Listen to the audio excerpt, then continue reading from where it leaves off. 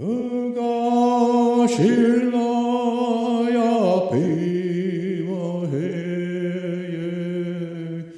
레미에 엘로요헤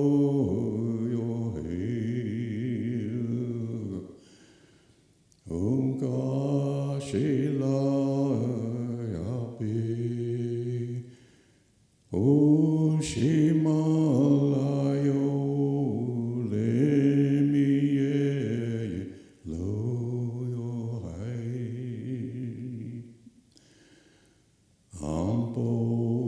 Jachbi hioch lateahe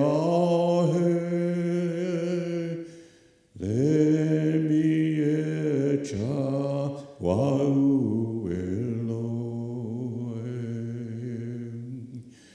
Tungashila wamayakayo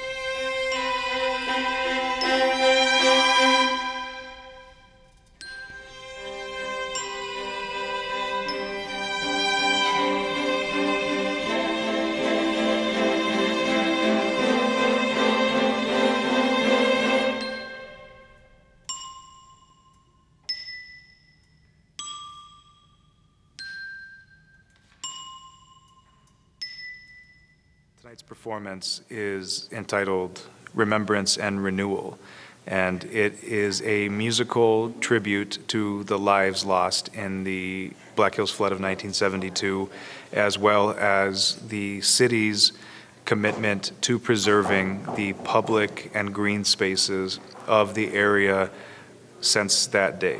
And the reason we refer to it as the Black Hills is because you had about 14 inches of rain that hovered over the northern hills, primarily in the Sturgis area, that created a lot of the torrents that came downstream towards Rapid City. There was a couple other dam failures in Nemo and Rochford prior to the water getting to the Canyon Lake Dam here in Rapid City, which at that time in 1972 was an earthen dam. And so it wasn't prepared to contain the kind of water that was coming through there. And you know, ultimately you ended up with over 15 feet of water at the flood floor crashing through the center of our community. And at that time, there was housing that was near the creek. Because, you know, as communities built up, typically, historically, water was a resource that you would want to be close to, right? The short story is a horribly tragic event because we lost 238 people today to that event, and that ranks as the worst tragedy in flooding in the entire continental United States. And you wouldn't think of that in South Dakota, but it happened so startlingly fast. You know, within a 12-hour window, the weather evolved and the dam broke by around midnight. All of this at a time when not all of the same emergency services things existed. People were caught by surprise because of the timing of all of this.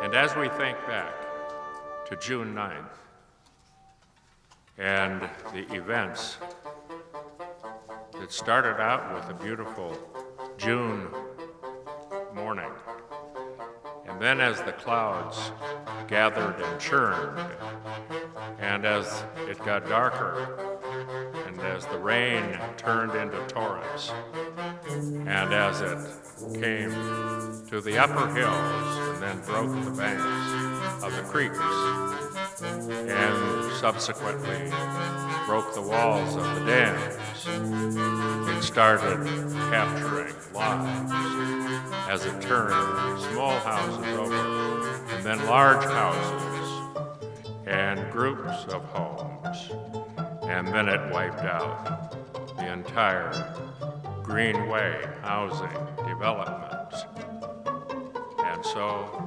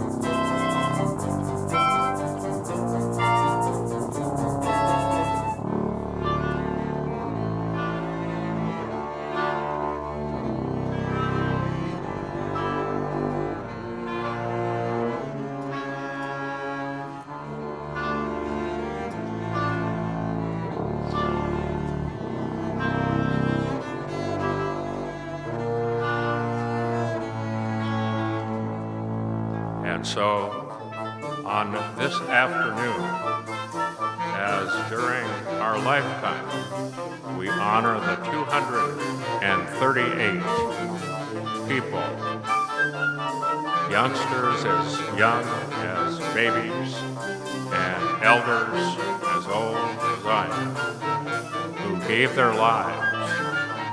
And now we are left to build a new, better, and more beautiful community. Take ourselves back to 1972, what was going on, right? We had all kinds of things happening in the world that would not necessarily think that Ellsworth Air Force Base would even be open to the idea of helping its community. The commander, George Bennett, believe it or not, started that morning. June 9th was his first day on the post, but Mayor Barnett called out to Ellsworth and they said, we'll commit men. And he called over to the South Dakota National Guard, and Duke Corning said, we'll commit men. Those first responders joined up with Rapid City Police, Rapid City Fire, other reserves were called in, Air Force reserves were called in. It was just fortunate timing. Just think about it, 800 National Guards people were here doing training. You have Ellsworth Air Force Base. What would have happened if they not been? They formed human chains in some of the trailer parks and pulled people out. I've heard firsthand stories from people saying they were taken out of their mobile home by men. That's how some of those first responders lost their lives, was unfortunately branches or debris coming through the water, knocking them off foot, losing themselves while they were trying to assist others. As soon as it was over, they continued to do cleanup, finding people. The very next day, Dr. Perry and I went on body search, starting in the morning there, and they were also involved in that.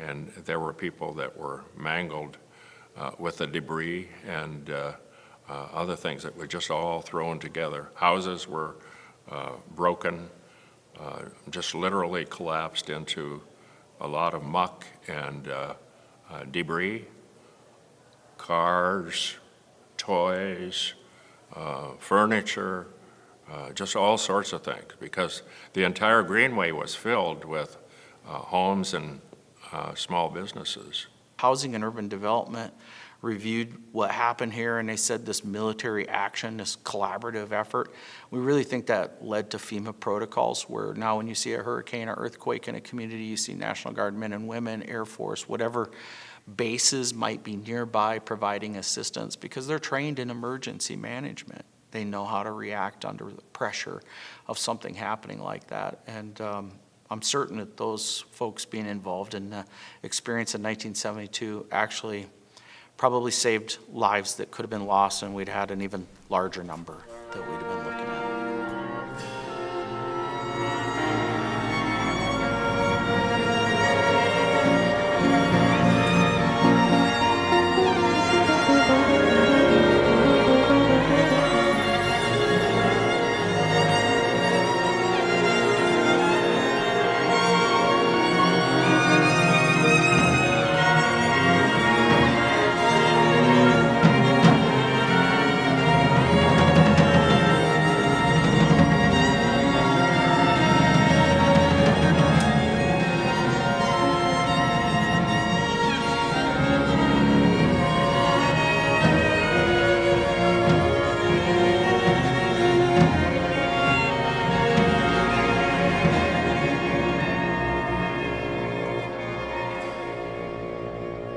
Started to look into the stories of the indigenous population from, the days immediately after, and there really were none. And that was the catalyst to start doing a little bit more digging. And we really wanted to focus on the musical storytelling of Stories Lost, and how significant that is to a community when only one demographic has the platform to tell their stories. How much did we lose by not allowing the indigenous population to tell their stories? How much history did we lose by not allowing that population to enter hotels immediately after the flood?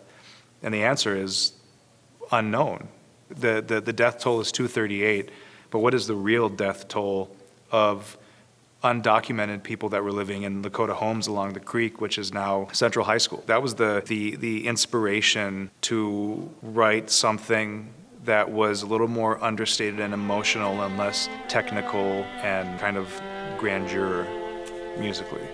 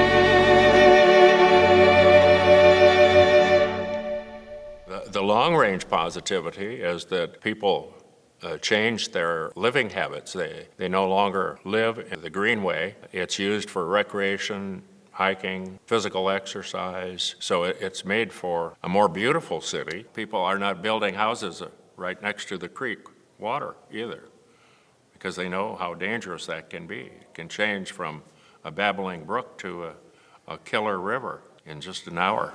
We end with renewal, which is the longest movement of the suite, which is the city's commitment to nurturing over 600 acres of green space that this disaster created, and how important it is to keep that, and how important it is to not let it be developed.